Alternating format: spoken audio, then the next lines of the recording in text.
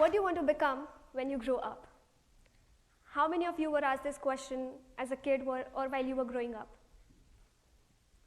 Almost all of us. But how many of you are still pursuing what you thought you were going to do, or you stuck to a plan?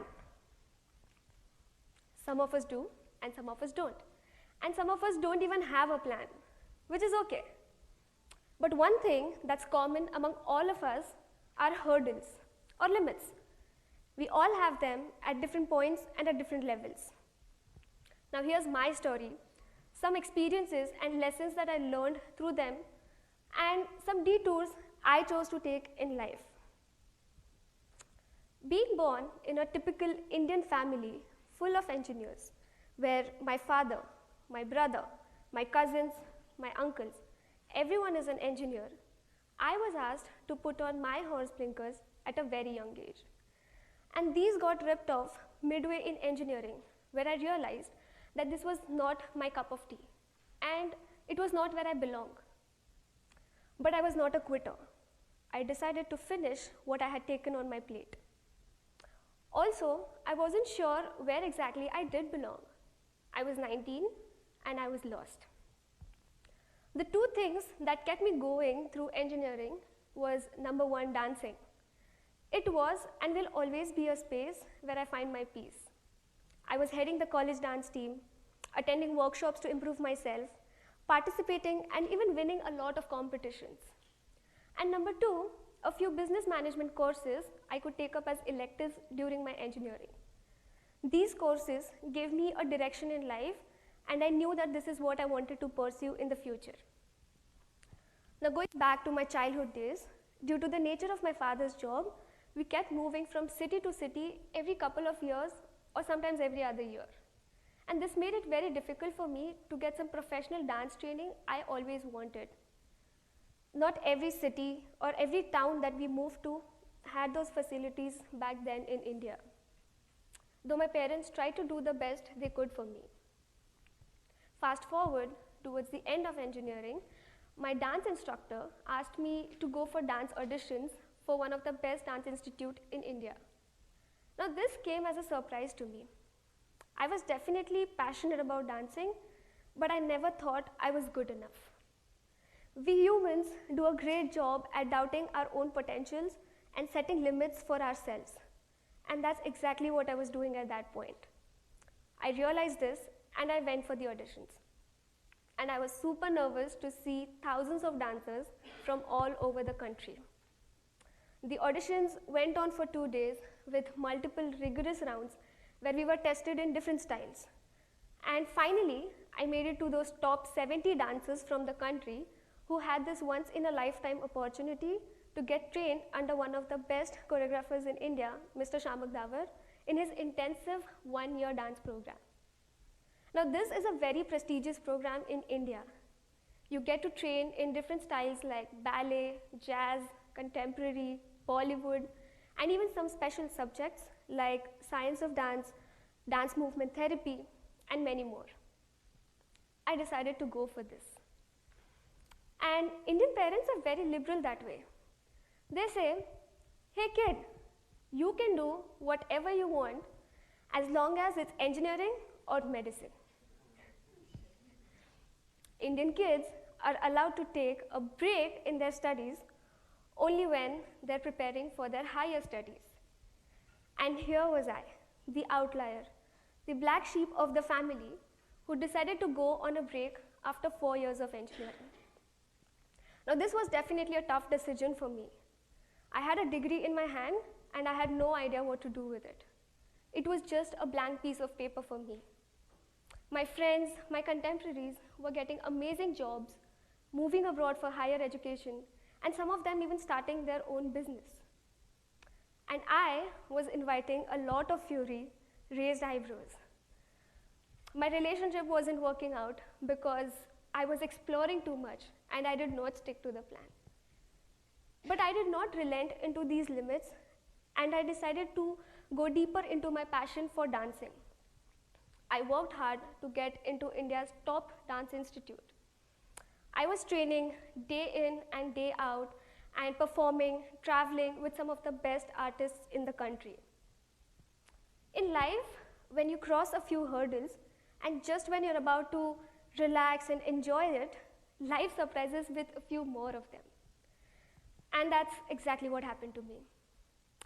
Though I was in the best dance institute, I was getting rejected every single day, not for my lack of training, but for my brown skin and my short height. And that's when I realized that life is not always going to be fair.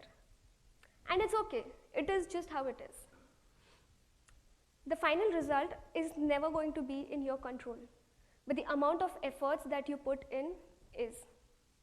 On day 1 of our training, I was put in group 4, where we had only 4 groups, with first being the strongest. Down but not out, I successfully completed the training, which instilled in me the qualities of discipline, perseverance, and balance.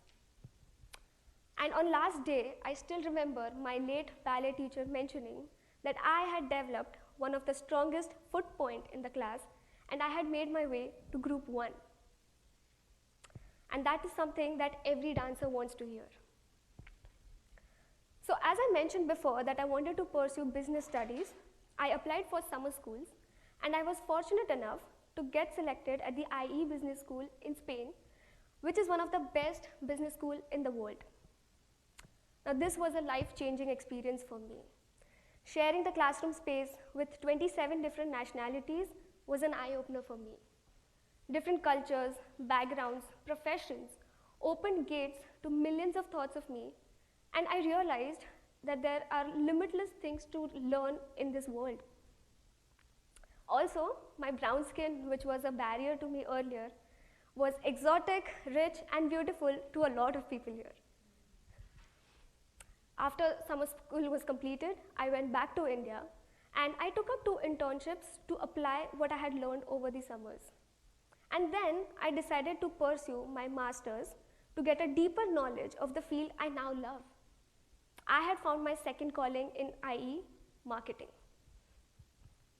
And here I am today, in a completely new country, graduating with one of the best marketing analytics program in the US. In my first few classes at Bentley, I realized that most of my classmates had some concrete experience and exposure in marketing that they brought back to class. And this brought back the same demon questioned me again if my decision to take the break was the right thing to do. I was insecure again. But eventually, I decided that rather than being insecure by them, I am going to get inspired and learn from their experiences. And that's when it finally dawned upon me that barriers or limits are definitely imposed by the society, but it's mainly the game of your mind.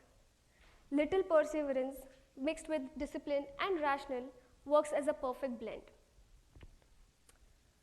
So it's been 2 years that I moved to this country at Bentley, and I'm in my second internship, this time at Puma, which is a dream company to thousands of them. I'm learning the clockwork of retail management and marketing as I envision to have an apparel brand of my own exclusively for dancers. I now have a dream, a goal, where I can blend all my passions and learnings, dance, retail, and business. So now I always tell myself, this too shall pass. If there is a hard time in your life, or you feel that you are lost, it is going to pass, provided you work on finding the right path. And it's okay to take a detour rather than moving in the wrong direction. It's okay to pause to accelerate, but look for a place where you belong.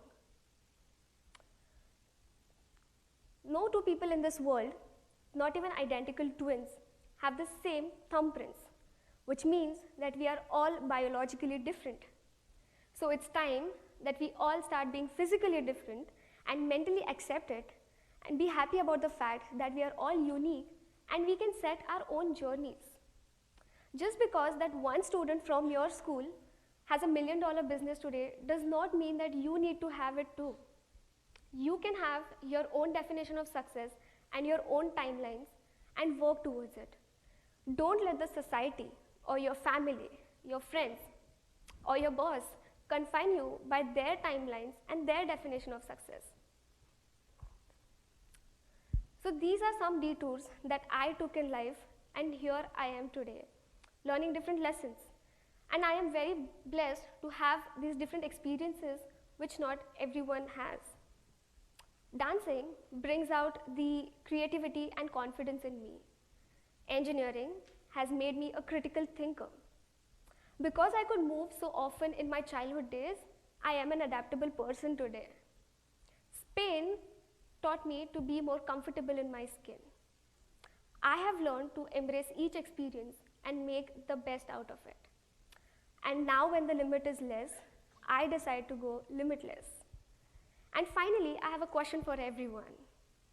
Do you think you have reached the destination where you feel you belong? Thank you.